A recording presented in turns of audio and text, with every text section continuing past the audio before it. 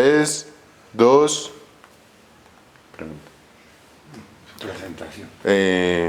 No, ¿nos podrían contar alguna anécdota de ustedes dos? ¿Cómo empezamos? Sí, alguna anécdota que los haga reír, que los haga, que digamos se acuerden de la época y digan, uy, yo cometí esta Era embarrada. asistente de cámara con Forero cuando hizo la primera en 35, hicimos la primera en 35, la primera película. La habitante de la noche.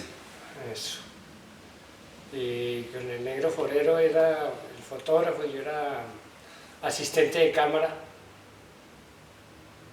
Hacías cámara también de vez en cuando, ¿cierto? Ahí hice los primeros pinitos de hacer cámara en 35 y fue como, usted ya había hecho, ¿qué había hecho usted antes de Los Habitantes en cine? Habíamos hecho, pero en Super 8. Super 8. El Vagón Rojo, La Lupa del Fin del Mundo, Buscando Tréboles. Pero esta fue la primera vez en donde hicimos un grupo profesional, ¿cierto? Era un premio de Focine, teníamos todas las luces, ¿cierto? Teníamos Dolly, una buena cámara 35 milímetros y teníamos todo el grupo, digamos, de los roles del rodaje, o sea, teníamos script, ahí yo conocí a Elsa Vázquez, el negro Forero, pues que era el fotógrafo, camarógrafo, teníamos sonidista, a esta muchacha Uribe, ¿cierto? A Lina Uribe. Lina Uribe. Y yo me acuerdo de luces estaba el Indio Rincón, pero no el Indio el mayor, sino Jorge, creo que Jorge era el que trabajaba más en luces, Sí, el Indio trabajaba ya más eran como en producción, ¿o no? Sí, sí. Eso, sí. Pero ellos eran pues, los hermanos Rincón, ¿se acuerdan? Sí. Creo que Nacho Tobar también estuvo ahí. Nacho también, sí. En sumas y restas. Y nos decían, era una película corta, de 20 minutos quedó, pero nosotros estuvimos 15 días viviendo de noche porque solamente había creo que 2 tomas, 2 planos de día. Uno al amanecer y entonces toda la noche amanecimos para hacerlo. Sí, me acuerdo, Y fueron que llamaban que las noches de Gaviria, pues. Las noches de Gaviria. Porque eso era una vaina muy emocionante, ¿cierto? El rodar de noche, pero muy pesado también. ¿Cómo llega el cine a su vida? ¿Cómo llega? Llega por una camarita que una hermana me regaló. Ella vive en Miami y a veces, yo no sé por qué, yo se la pedí que si me podía regalar una cámara. Un día llegó la camarita y entonces, como mi papá había hecho también cine, pues cine casero, ¿cierto? De 8 milímetros. Y mi papá grababa, pues filmaba las primeras comuniones, las tenemos todas de mis hermanos. Procesiones, de pronto partidos en el Atanasio Girardot. Mi papá grababa muchas cosas, era como muy... Tenía como unos amigos que se reunían a grabar, a filmar. Entonces yo cogí esa camarita, ya era de Super 8 y me acordé de eso y no sé, hice unas imágenes por ahí por el vecindario y en esa época se lanzó el primer festival de cine subterráneo de una cinemateca que nosotros pues, nos mantenemos allá. Cinemateca del Subterráneo. Y entonces vi que algunos amigos estaban haciendo sus películas, documentales, también de ficción. Entonces yo me fui para una casa de ciegos y hice unas imágenes y después les puse un sonido ayudado por un amigo y presenté la película en ese primer festival de cine subterráneo que se presentaron como 27 películas. Y entonces gané el festival y eso decidió que me dedicara al cine. Y entonces, lo segundo que hice yo, pues digámoslo, de pronto se hizo una Bienal de Arte en Medellín.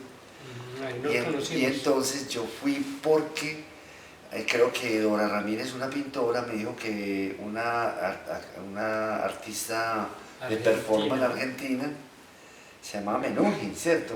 Yo no me acuerdo cómo se llamaba ella, una mona, sí. Una mona muy loca muy y tal loca. cosa. Ella hizo una escultura enorme, por lo menos de 10 o 12 metros de alta, de tela, ¿cierto? Con una estructura de alambre. Y ella hizo a Gardel y el performance era que iban a quemar a Gardel, ¿cierto? El último día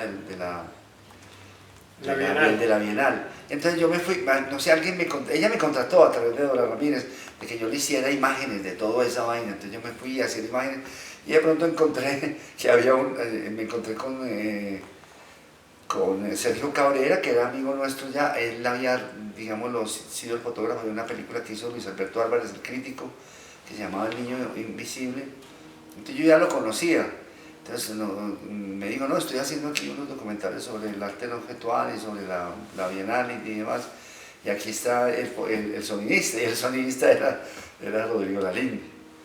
Rodrigo ha sido un todero de todo, porque realmente Rodrigo ha hecho sonido, cámara, fotografía, edición, todo realmente. Entonces nos conocimos allí, ¿cierto? Y ahí empezamos como a ser amigos, y ya en Habitantes de la Noche ya fue la primera película donde trabajamos y se fue creando un grupo, que era no solamente Rodrigo, sino que era también Elsa, era también Enrique Forero. Fue un primer grupo, digámoslo, en donde ya el cine era un trabajo en equipo de roles distintos, y ya como que se fue creando el cine como una división de roles, ¿cierto? ¿Cuál es su influencia por el cine? En esa época también influyó que uno, digamos, se apasionaba por el cine, el movimiento del cine alemán, el nuevo cine alemán. Era una cosa que estaba llegando a Colombia a través del Instituto Goethe. No sé, había una explosión de cine alemán, ¿cierto? Que había empezado yo creo que 10 años antes, porque estamos hablando nosotros del año 79. Y eso, 79, 80, ese cine empezaba en el 68. Y durante todos esos 10 años estuvimos nosotros viendo ese cine hecho por gente muy joven, documentales, todo muy interesante, una vaina de autor. Y teníamos como un traductor y un intérprete y un comentador de ese cine, que era Luis Alberto Álvarez, que había vivido en Alemania en esos mismos años en donde ese cine pues hizo explosión, y él, siendo sacerdote por ahí en un convento, en un pueblo, le tocó que hiciera una película, la repentina riqueza de los pobres de Combach. No recuerdo muy bien el director, pero él estuvo en el rodaje. Hemos dicho, él llegó con ese cine y nos transmitió ese entusiasmo y esa pasión por el cine que se podía hacer. El cine se podía hacer por gente joven, no era necesario pues grandes aparatos ni grandes producciones, ¿cierto? ¿Recuerdan alguna anécdota de ustedes los dos? ¿Alguna anécdota? Yo no sé cómo quiero decir. Pues hemos rodado todo. Yo realmente es increíble que yo desde Habitantes de la Noche, a partir de ahí solamente rodé, digámoslo, los músicos y que pase el aserrador con el Negro Forero. Rodrigo vivía en esa época, creo, bueno, no, vivió en una época cuando estaban empezando en la casa del Negro, eran muy cercanos. Pero a partir de ahí yo todo lo he hecho, digámoslo, con la fotografía de Rodrigo. Es decir, Habitantes de la Noche, después hicimos Vieja Guardia, ¿cierto? Que fue la primera fotografía que hizo Rodrigo. Y, o sea, Esa es la que les está hablando ahora con espejos. Sí. Traía la luz con espejos, y yo utilicé también la película Fuji, sí. para tratar de darle una textura distinta a la que se veía Sí, siempre sí, aquí, sí. que era Kodak. Entonces era buscando, siempre estábamos con la posibilidad de buscar, no sé, de pronto de buscar nuestra forma de hacer, o de hacer cine, de verlo pues con una estética particular, ¿no? Creo yo. Sí. Y de que recordar anécdotas todas. Es que todas, no sé cómo. por detrás de cámaras y por dentro de cámaras. Pero es que muchas no se pueden contar, porque son fechorías. ¿Por qué ser director? Porque como que el director como autor, y como cuando conocimos el cine con la Cinemateca, Subterráneo, y luego con Luis Alberto, realmente el director era como un escritor, como el que era el que escribía la película. Yo todavía no sabía, pues, digámoslo, cómo era la escritura del director, ¿cierto? pero era fascinante. Nunca hablamos ni de guionistas y toda la parte técnica, pues yo sí he sido más bien una persona más bien literaria, pues no he sido un tipo pragmático, digámoslo, en la vida, pues no tengo como más bien como un comportamiento más bien ¿qué? Como literario de la vida, ¿sí me entendés? Entonces entré como a lo de la dirección y en esa época todo el mundo entraba como a dirigir, ¿cierto? Eran pocas las personas como Rodrigo, por ejemplo, que no aspiraba directamente a dirigir, sino que Rodrigo estaba todo en todo ese lenguaje del cine, que es el cine, pues, o sea, la cámara, la fotografía, ya lo que hace posible el cine, porque los otros son ideas y a veces son simplemente papeles, guiones, escrituras. Y ese salto ya a la realización, pues afortunadamente empezó a encontrar un grupo que realmente convertía esas ideas y esos guiones pues en hechos reales, realizaciones, ¿cierto? Cuéntenos de sus trabajos, Sumas y Restas, La Vendedora de Rosas.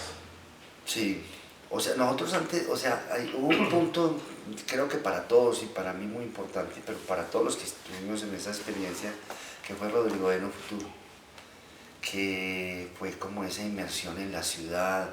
Habíamos trabajado con actores naturales, obviamente, pues estábamos, digamos, aprendiendo todo eso de los actores naturales, haciendo mediometrajes como Habitantes de la Noche, como La Vieja Guardia, Virgen de los Músicos. Sicarios. ¿Ah? Virgen de los Sicarios.